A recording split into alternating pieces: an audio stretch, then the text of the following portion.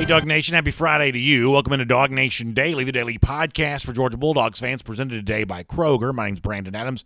I am happy to have you with us. Pre-recorded again today, but still a really fun show. More from Jeff Sentel, which is actually what you would come to expect on a Friday. Really good stuff from Jeff, drilling down more on some of those top moments from the 2021 recruiting cycle and the big expectations for the guys as they get ready to begin their UGA career. I'm also going to kind of go into a little more detail on something that I briefly shared on the show yesterday about what I think is kind of I'll just call it a phony narrative. It seems to be growing around Georgia of, if Georgia doesn't win a national championship now, when are they ever going to do it? I'm going to try to explain why I don't think that's the right attitude around UGA, and I'm going to share some audio of Kirby Smart, which I think is the perfect response. Smart doesn't say this in response to all of that, but if he were to, this would be the perfect response for it. So we'll do that here coming up.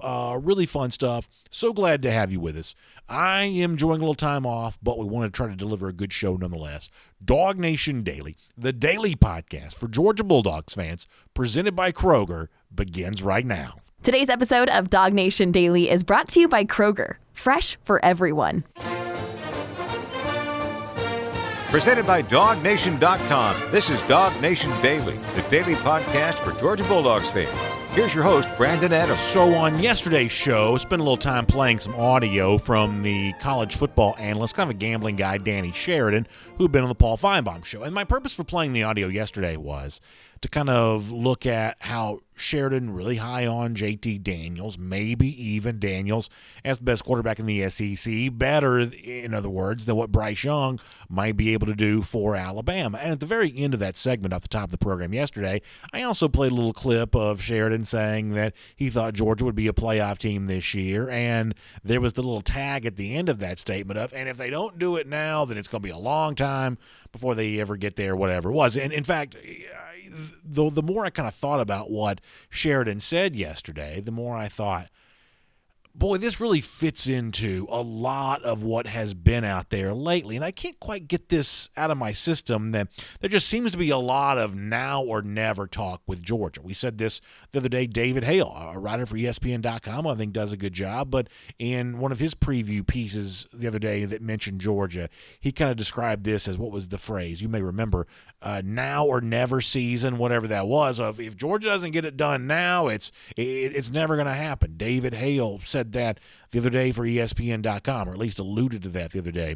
Danny Sheridan, as I mentioned, said that on the Feinbaum show a few days ago. I played the audio for you yesterday, but just as a way of kind of reminding you of what it was, here is Sheridan laying out his playoff teams, including Georgia in that, but also a dire warning there at the very end. Listen to some of this. This is certainly no shock, the first three.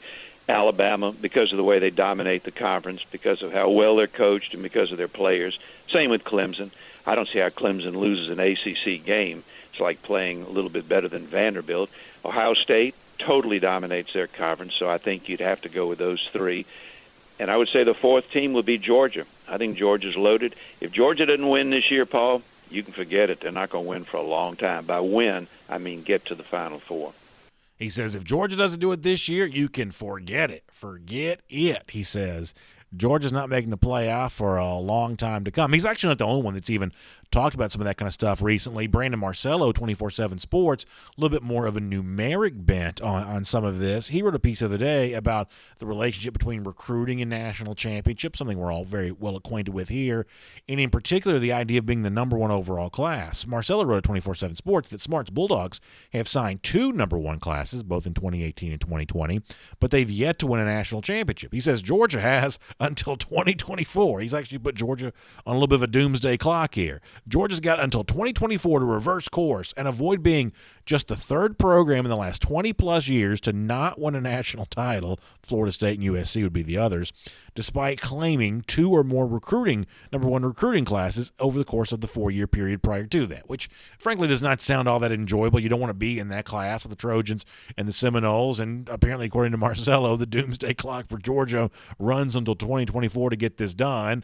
Danny Sheridan says it's either now or never when it comes to all of this. And listen, I'm not trying to make light of this. I mean, there is obviously a really important obligation to take advantage of opportunities. Georgia was very close, as close as you can be, to winning it in 2017, and after that didn't quite go Georgia's way. I think a lot of us thought, well, Georgia will be right back in that same spot again in 2018. And they were a little farther away from that 2018, a little farther away from even where they were in 2018 and 2019. It seems like, when you do have these opportunities to take advantage and win a championship, it's obviously important you try your best to do that. But the one thing we've just kind of pushed back on over and over again is the notion that it's now or never, that somehow some sort of window closes for Georgia if they don't get it done this year. We believe that phony narrative is more about media impatience than it is any kind of like true facts on the ground that limit Georgia when it's able to do in the future. And by the way, that's not me telling you or any Georgia coach or player who happened to tune in and watch or listen to this today that you shouldn't have some sort of sense of urgency. I think a sense of urgency does you pretty good in life, no matter what kind of stage of life you're in, no matter what kind of walk of life you're in. I think a sense of urgency is pretty good, but there's a far cry between sense of urgency to get something done and everybody panic. It's now or never when it comes to Georgia winning a national championship. And most of you who are watching or listening, you kind of already understand that anyway, that I get the point that Brandon Marcello is making when it comes to the recruiting success not resulting in a championship, but I would suggest that recruiting success isn't slowing down anytime soon. I get what Danny Sheridan says when he says, hey, if Georgia doesn't do it now, when are they going to do it? He's obviously pretty impressed with JT Daniels, but Georgia's got a stack of five-star quarterbacks following the footsteps of JT Daniels.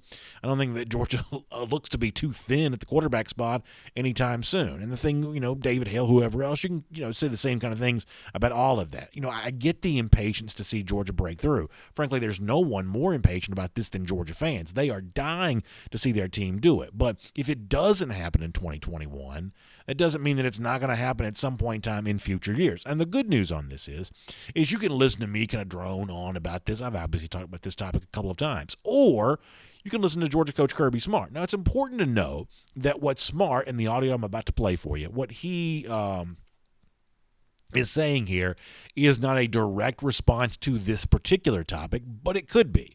It's about the general pressure of just kind of, competing for championships and being in the SEC and everything that goes along with that. But the words you're about to hear Smart use fit perfectly into, the retort to it's now or never. If you're not going to win now, when are you ever going to do it? I think that Kirby Smart has a really good perspective on this. And the clip I'm about to play comes from, I mentioned the interview that Smart did with Rivals.com on yesterday's show. This is another clip from that.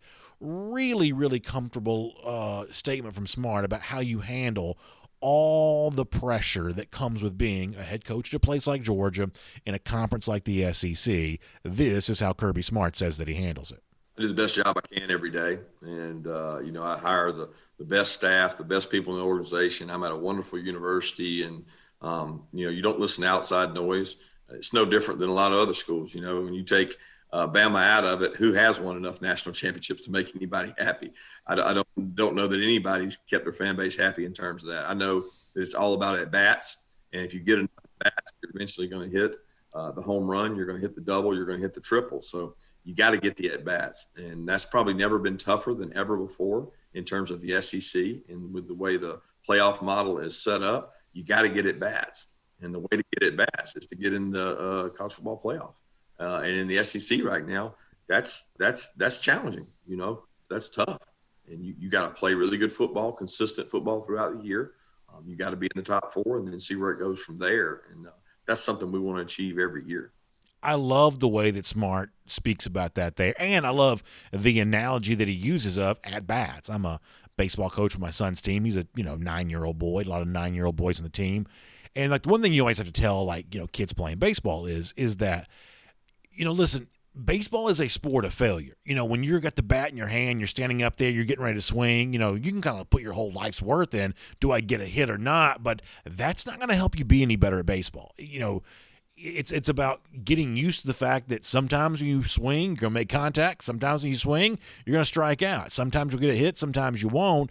But it's about, giving yourself as many chances as you can. In Smart's case, what he's saying here is, hey, if we keep coming to bat with a team capable of winning a championship in any given year, if we keep doing that enough, eventually, he says, or at least he's alluding to, I think things are going to work out pretty well for us. And I think that Smart is right about that. Just what you saw happen on Sunday Sunday is the perfect example of this. Think about Tom Brady. Brady now is kind of, heralded as the GOAT, greatest quarterback of all time, greatest, player of all time, whatever you want to say. But there have been lots of periods in Brady's, professional football life where that's not exactly the hot take that people were spewing. Think about losing to Eli Manning in a couple of Super Bowls. Think about losing to Nick Foles and the Philadelphia Eagles. Think about those moments for Tom Brady where people weren't exactly calling him the GOAT, weren't exactly saying that he was, greatest of all time in those particular moments. But Brady, by playing in 10 Super Bowls, has just given himself a chance year after year after year. I mean, just think about what Brady has done since the age of 37 alone. Now, I'm not going to tell you that Georgia's going to start winning championships in bunches the way that Tom Brady did, but I think that Smart's right about this.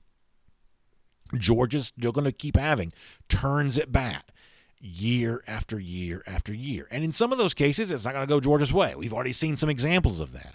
But the window for Georgia doesn't close anytime soon. And while there's a certain level of restlessness about seeing Georgia get that done amongst fans, I don't think that impatience should become any kind of form of panic for those people who are actually inside the program. Listen, the state of the union is strong for Georgia football, and that's going to remain true beyond 2021. And that doesn't say that I'm conceding this as being a national championship year for the Dogs. It very well might be. But whether it is or it isn't, Georgia is still a major player on the national scene in all future years beyond that, at least for as many years into the future as I can foresee. My name's Brandon Adams, and this is DawgNation Daily, the daily podcast for Georgia Bulldogs fans. We're presented by Kroger, and we are glad to have you with us. A lot of video platforms, Facebook, YouTube, Twitter, Twitch. I know Facebook doesn't give you notifications anymore, but we're always here, even a day like this where it's not live, and we are still pre-recorded here today. But we're still here on video for you every day. All the podcast platforms, the Apple Player, the Google Player, worldfamousDawgNation.com, Spotify, SoundCloud. Just a bunch of ways to get the show here for you today. Radio at noon on Athens Sports Radio 960 The Ref. Just really fun to be able to do. And a huge thanks to Kroger for making it all possible. In much the same way that Kroger provides DawgNation Daily for us here, they also provide you great opportunities as we head towards Valentine's Day, February 14th, just around the corner here. That means for the candy that you need for those gifts or the special menu items that you might need for that meal you're planning on cooking at home, or greeting cards, whatever else. Kroger's got all of that for you. You can find a lot more Kroger.com/Valentines. Kroger.com/Valentines. And they'll get you up to date, get you stocked up and ready to go for a big Valentine's. Many folks spending Valentine's Day in this year. If that's what you're doing, then Kroger is a great place to go for all of that. All right, before we get Jeff Sentel here coming up in a moment, we're going to continue the conversation we've been having with him related to the 2021 class for Georgia, those top superlative moments, and what he expects from guys coming onto campus for Georgia here this year. Let's get ready to go around the doghouse. And it occurred to me on yesterday's show that I didn't quite explain exactly what I'm trying to do with the Around the Doghouse segment over the course of these days here. We're kind of looking at Georgia, looking at the SEC with kind of a pre-spring mindset, post-signing day, pre-spring mindset. Yesterday we talked a little bit about the offensive line and the importance of what that group's going to be for Georgia. For as many skill position players as it seems like Georgia has, certainly seems to have figured out quarterback, and that's a really big deal. But obviously a lot of what that group is going to do this season is going to be dependent on, hey, do you have 5 offensive linemen you really trust? Are you able to move Jamari Syer back into left guard? Or do you keep him at left tackle because you've got someone emerging in the interior of that offensive line? That's obviously a really big deal. We talked about offensive line on yesterday's show, and we will do more of that certainly in the weeks to come. But there's a different position group I want to identify here today for a moment before we hear from Jeff Sentel. It's what's going to happen for Georgia at running back. And there is a very interesting conversation taking place amongst Georgia fans about the current state of the running back room. And I think it's a lot of it related to just how many running backs there are. Zamir White coming back again. James Cook coming back again. Kenny McIntosh maybe ready to flourish. Flourish is a good thing, right? Yeah, maybe ready to really blossom into a big-time role. I always get flourish and flounder confused. I'm not always the smartest guy in the world. But Kenny McIntosh ready for some big things. Certainly people excited about more of Kendall Milton. Certainly expecting big things from him here this upcoming season. And you saw some stuff from Dejon Edwards. You like him. We're going to hear from Jeff Sentel on Lavossier Carroll. That's really fun to think about. There's all these running backs, all these guys and what their capabilities are. How do you find carries for all of them? How do you find a way to distribute all of that? And is there ever going to be a moment in which someone at Georgia gets maybe as many carries as, like, say, Najee Harris got for Alabama a year ago? Well, let's go back in time here, because a couple of months ago, Mike Griffith had a chance to ask Kirby Smart that very question. Would you ever lean on one running back with the group that you have now, the way that Alabama has kind of leaned on Najee Harris? And what Smart said a couple of months ago, this is going into the Kentucky game, is probably a pretty good predictor of how he may also feel about this group heading into the 2021 season. So let me let you hear a little bit of Kirby talking running backs here as we focus on that group as a part of Around the Doghouse here today. No, I coached running backs here, and I didn't think a lot of that. I thought, a hot hand has a lot to do with it. Healthy hand has a lot to do with it. Wear and tear has a lot to do with it. We're in a long season, and ability to sustain that. I don't know what Najee weighs, but he's a big back, and big backs can handle that more. Most of our backs are 210, 212, 215, and some of them are 195. So you have to be careful about the wear and tear and the amount of carries they get simultaneous. And also a lot of it is our guys play a lot on special teams, and our guys factor in a lot of different ways. So we think if you're good enough to play, you should get an opportunity to play. And, we thought there was one guy that stood out a lot better than the others. I can assure you he'd be in there.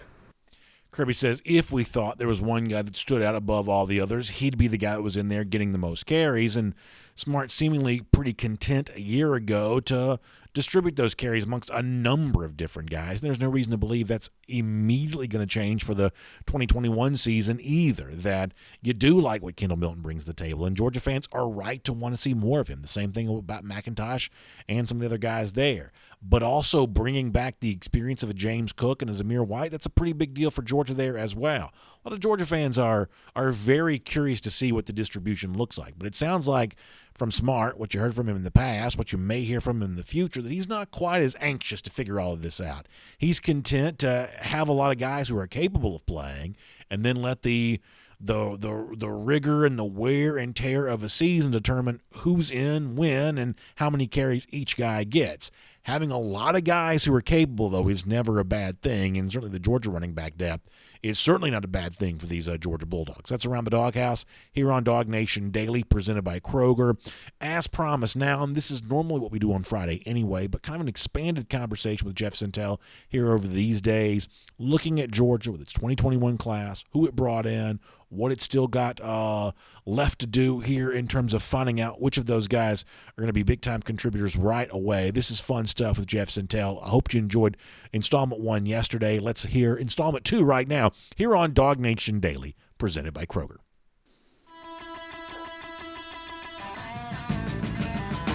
From Athens and across the SEC or wherever the recruiting trail may lead, here's a DawgNation.com insider. And here on DawgNation Daily, presented by Kroger, we continue. Kind of a little bit of a getaway week for me. A couple shows pre-recorded here, including on this DawgNation Daily, presented by Kroger on this Friday. Continuing to look at the 2021 class for Georgia, looking at a great piece from Jeff Sentel, kind of giving out some superlatives for some of those 2021 signees. And I said this at the end of our conversation yesterday, Jeff. I was looking forward to talking to you about Lavossier Carroll on this portion of our discussion here today, because I thought you gave Carroll a pretty cool superlative that maybe he had the best senior season, that maybe he had one of the most impressive performances this year. It certainly seemed like every time I would kind of tune into social media on a Saturday morning or something along those lines, you'd see some pretty big highlights for Carroll playing there for IMG Academy, putting up some pretty big numbers, quietly. And it seems weird to say this quietly because he's a running back signing to a place like Georgia, which loves its running backs. IMG is as big a program as you can play at. But it seemed like some of the big things that Carroll did for Georgia during his, or I should say for IMG, during his senior year before arriving at Georgia, it seems like some of this kind of went below the radar a little bit, doesn't it? Yeah, it's funny. Lavossier actually didn't even put out a senior huddle highlight film, and Brennan, that's how you know you've made it and your recruiting's great when you don't even bother to put together senior highlights. I think Amarius Mims didn't even bother to put together junior highlights. That's how well down the road his recruiting was, not needing to look at anything. But so Lavossier, Brandon, let me get in the Wayback Machine with you a little bit. You know how Nebraska would always have like those I-backs, and it would be Lawrence Phillips, and those guys would get like 8 carries a game and go for like 135 yards. That's kind of what Lavossier Carroll's season was like. He was in a tandem rotation at IMG Academy, and Brendan, as many years as we've been talking about the Ascenders and IMG Academy, this was finally the first team playing that national schedule that knocked down the door and won every game on their national schedule and ended up with a perfect season in the mythical high school national championship. And Lavossier got a chance for the last 2 seasons to practice against maybe 30 guys that are going to be Power 5 guys, practice with those guys. And you saw a little bit of the elements that made him attractive to Georgia. He could catch the ball a little bit out of the backfield. I tell you what, if Georgia ever wants to rub salt in Alabama's wounds with wheel routes, they need to send Lavossier Carroll down the field with that 4.4 speed, or Florida, and really burn the Gators with things like that, man, because he's got legit 4.4 electronic laser speed. I could say he's probably the fastest, although that preferred walk-on Cash Jones is going to creep up in there a little bit. The fastest back in Georgia's room right now. Yeah. And he was an early enrollee. He's a native out of Warrenton, Georgia, right outside the Augusta metro area, if we're going to call it that. And I liked how he also came back to his high school to announce his Warren County old stomping grounds to make his signature on National Signing Day. Folks got to remember that in the early years of his recruitment, some folks forget that he was once a South Carolina commitment of all things. He even saw Georgia get beaten by South Carolina in Sanford Stadium in that faithful 2019 game, and still wound up wanting to be a Bulldog because of the Georgia brand and what Georgia does with running backs, how Del McGee develops Georgia's running backs. And, he's a guy that, the tandem thing there worked out well in IMG, and that's how you'll kind of see him as well. But folks kind of forget that early in his prep career, the wonder was he was so fast and athletic that he might be a slot receiver. But he was at a school where he just had to be featured so much as a back and touch the ball so many times that he was a running back at Warren County. But and then they had plenty of receivers at IMG Academy once he got there. But that's a guy that can give you the third down elements as well. And Brendan, he is a home run hitter. I mean, if he gets those type of speeds, those type of creases in open space, he is going to erase angles from safeties and pursuers in secondary. Another superlative that you gave out that I thought was really fun, calling Smile Mondin the 5-star linebacker signee, potentially Georgia's most athletic signee. We've obviously gotten very used to seeing great linebackers at Georgia. How do you compare Mondin with some of the recent big gets for Georgia at that position, whether it's guys that were brought in for the class of 2021 or some of the big names from the class of 2019 and maybe even before that? How does Mondin fit into that discussion in your mind? Well, he's a guy that, the football in Paulding County is a little bit better than most might think. I mean, is it Gwinnett County football? Probably not. Is it not too far back from Cobb County? I've heard some coaches that coach in both counties basically say that to me. Mondin, now the challenge here is this. He did so much for Paulding County.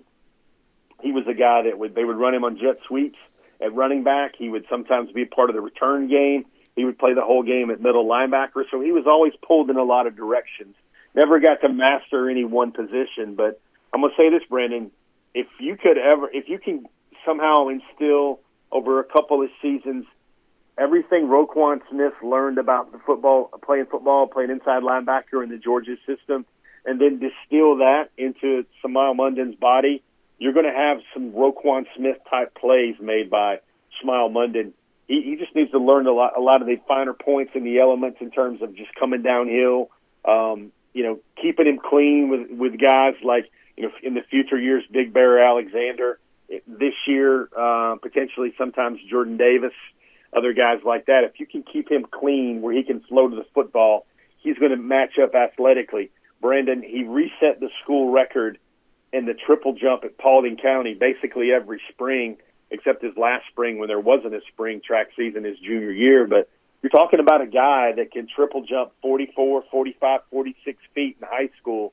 Brandon, Georgia's never had a linebacker that athletic to come join Glenn Schumann's room in Athens. I think the linebacker situation in Georgia is really interesting right now because obviously Monty Rice is gone.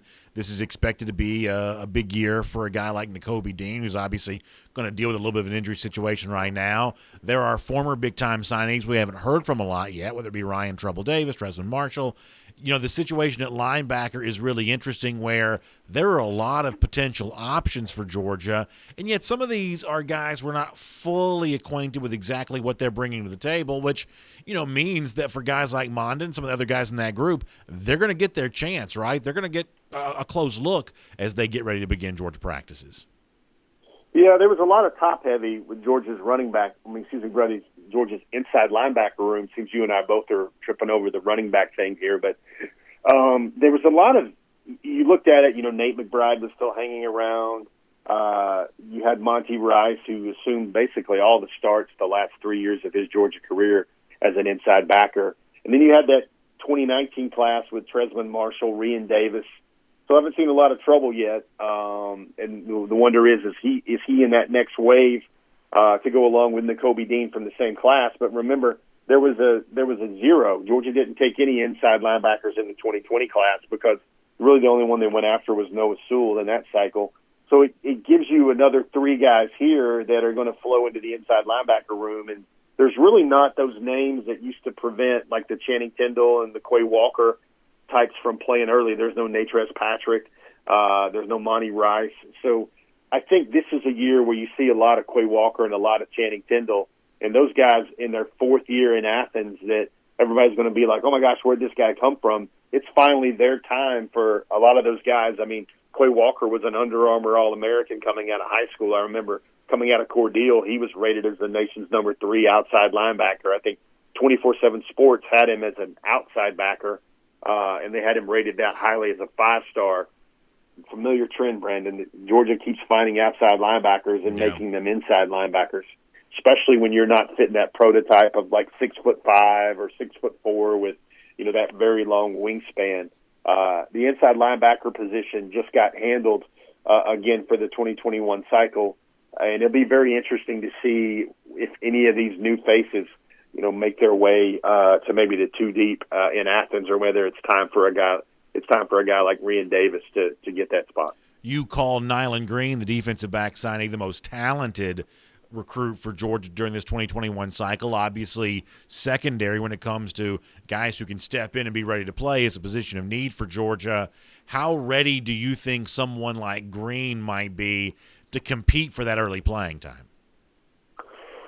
Yeah, but I'll be honest. I think Green will be forced into it. His talent, his length, and his ball skills are all pluses for the future of Georgia. But I might imagine he's going to get into some early games. And what happens when a young DB gets into early games for the Bulldogs? You see some chewings on the sideline because they do something wrong. That might be what's forced upon Nyland Green.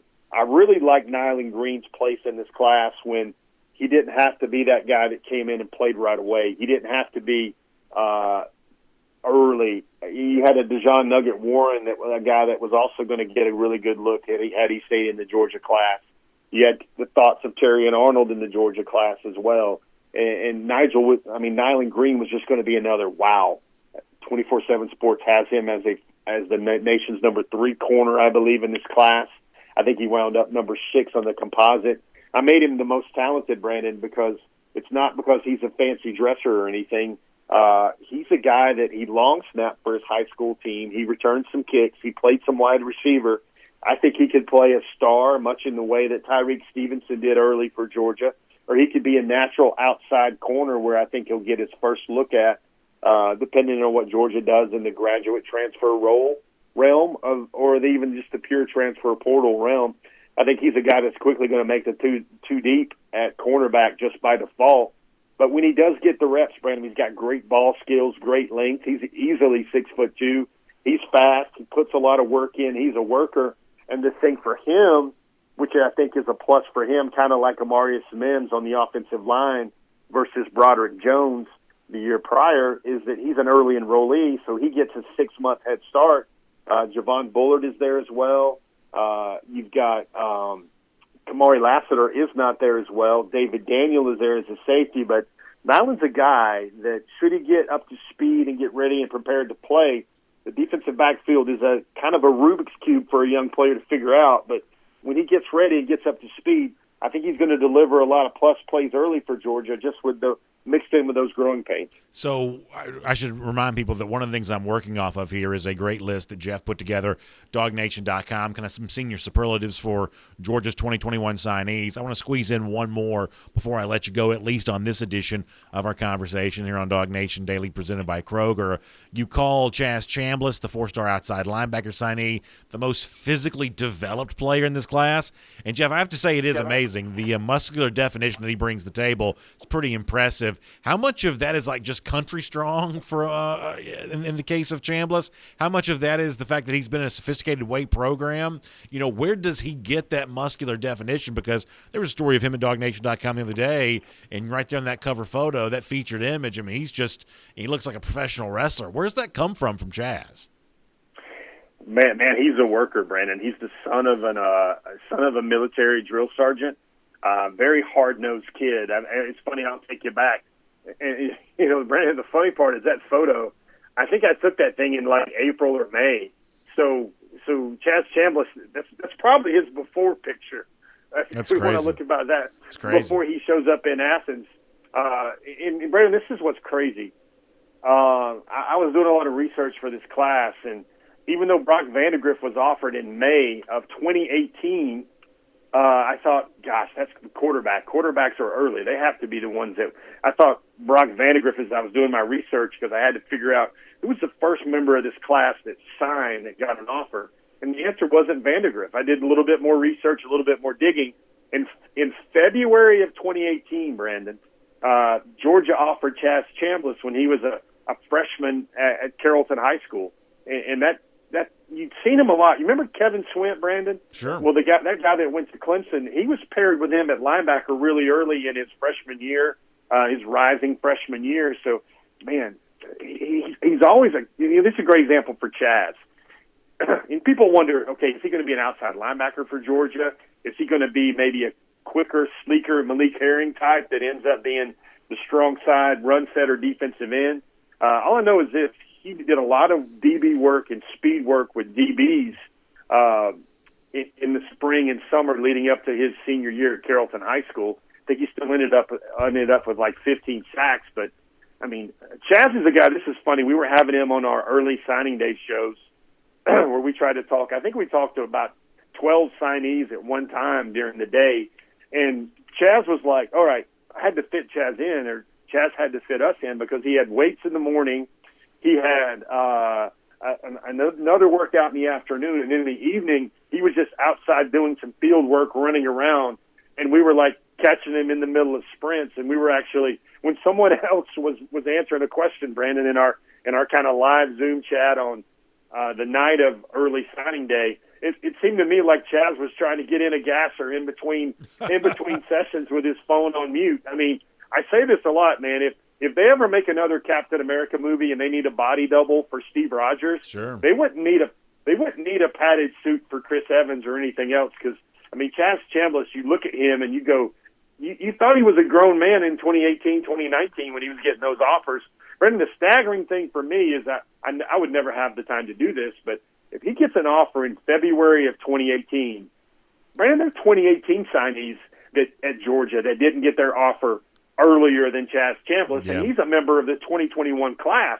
Much to say the 2019 guys and the 2020 guys, that's how early Georgia was on Chazz Chambliss. Really good stuff there. We've got one more day with Jeff Sentel coming back on Monday, and I was actually a little bit surprised to hear the recruitment that Jeff thought was the most contested for the Dogs here for the class of 2021. We'll talk about that more on Monday. DawgNation Daily presented by Kroger. Jeff, I can't wait to do that with you then. All right, Brandon. We'll look forward to it, man. Let's take a look around the rest of the league. This is SEC Through. So really good stuff with Jeff Sentel. We will finish that conversation on Monday's show here on DawgNation Daily presented by Kroger, so we'll allow you to all enjoy a little bit of a weekend. We'll come back and do one more pre-recorded show on Monday with the conclusion of our discussion over the Jeff Sentel on the 2021 recruiting class. I hope you really enjoy that. I want to transition now here to an SEC through, and we talked yesterday about the outlook for the SEC East and kind of this post-signing day, pre-spring world.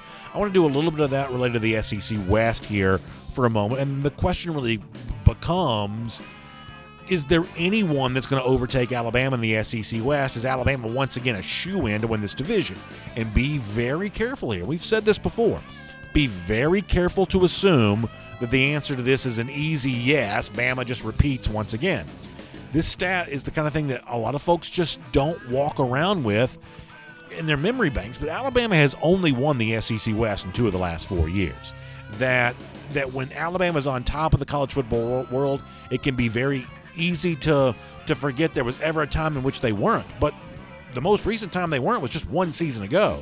2019, obviously LSU wins the SEC West, wins the SEC, then wins the national championship. And this is one of those years in which, listen, I'm not going to try to get too much bass in my voice talking about this because, obviously Alabama, I think, overcame a lot of my suspicions about them a year ago, but there is no Steve Sarkisian anymore. I talked about it off the top of the show one of the days this week.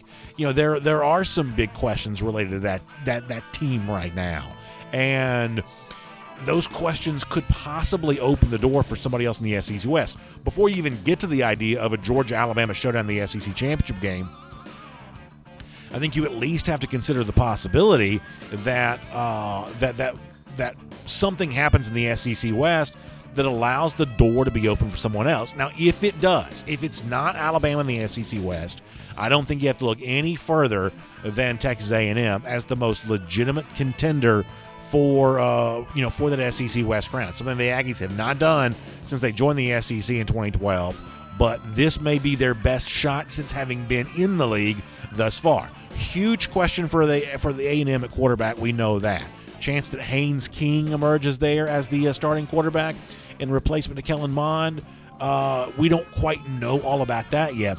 But here's the one thing to remember, that even though Jimbo Fisher is kind of a famous tutor of quarterbacks, and a long list of guys both that he worked with as an offensive coordinator and then head coach at Florida State, who eventually became first-round picks, that A&M is not a finesse team under Jimbo Fisher. And even though Fisher has a little bit of a quarterback pedigree, that he's not really a finesse-style coach. He has brought an element of toughness to Texas A&M that did not exist before he got there. This team played very good defense a year ago. They bring back a lot defensively in 2021.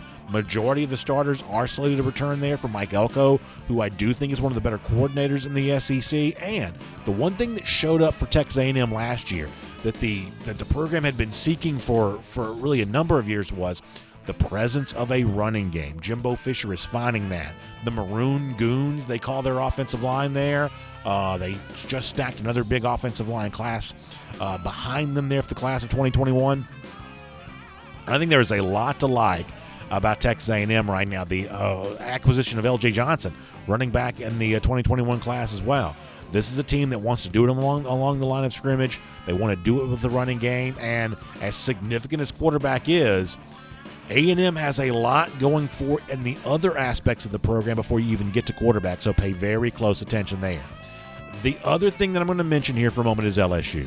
I think LSU is one of the most fascinating teams in the country for the upcoming year and one of the real swing teams in the SEC for as bad as it could be. We saw it pretty bad for LSU at times in 2019, and I should say 2020, and as good as it possibly could be in 2021. Quarterback, you tell me what you think of Miles Brennan. I'm not quite so sure. I guess Max Johnson kind of also emerges there a little bit at the end of the year. You're going to have a little bit of a Brennan-Johnson competition, and there's still a lot of unknowns. But here's what there's a huge known when it comes to LSU.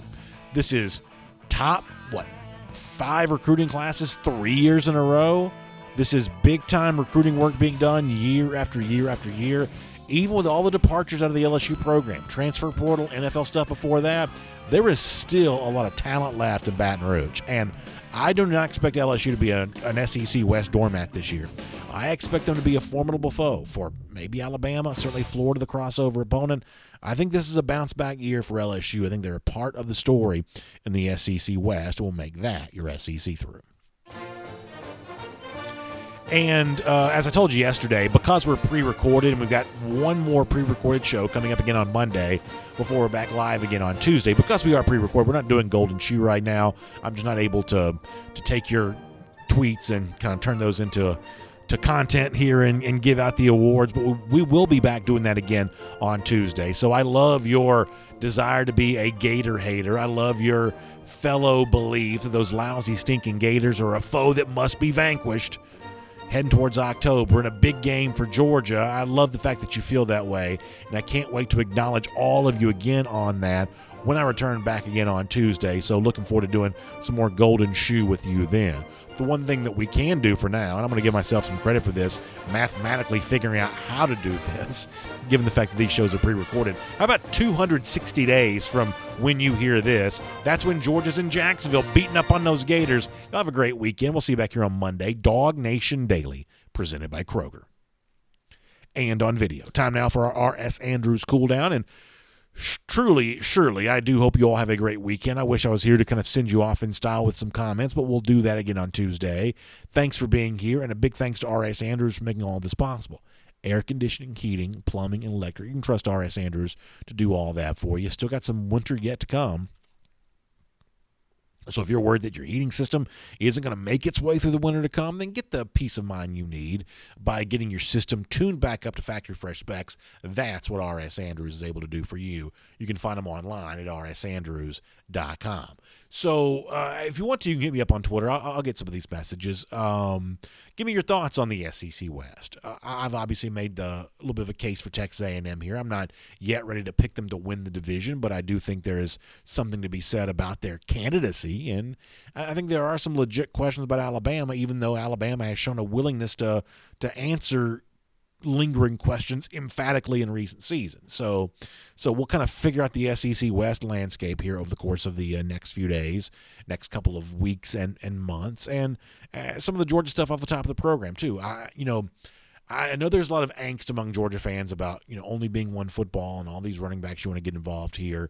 But I do think, once again, if you want to go back to Kirby Smart from October, saying, listen, we're content to play a lot of different guys. We don't want anybody to get too much wear and tear on their body, and we're content to let all this kind of play itself out. I think the Smarts, calm demeanor in relationship to who's playing at running back and how often they're playing, I think that's probably the right tact to take there. I think the Georgia running back depth is not a bad thing. I think it's a good thing.